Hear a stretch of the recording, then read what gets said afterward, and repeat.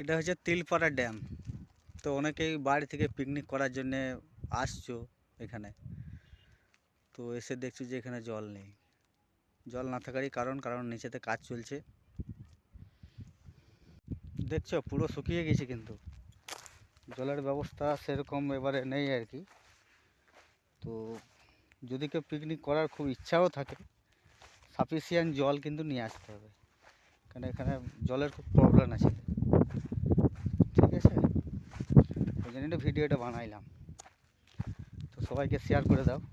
আর যারা এখনও সাবস্ক্রাইব করো নাই আমার চ্যানেলে, একটু সাবস্ক্রাইবটা করে দাও।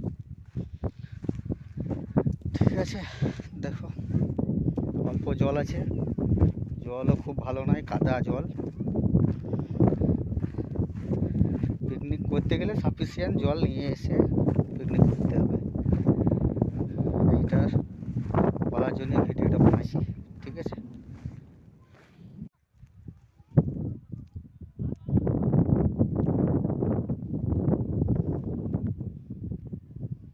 বুঝতে পারছো?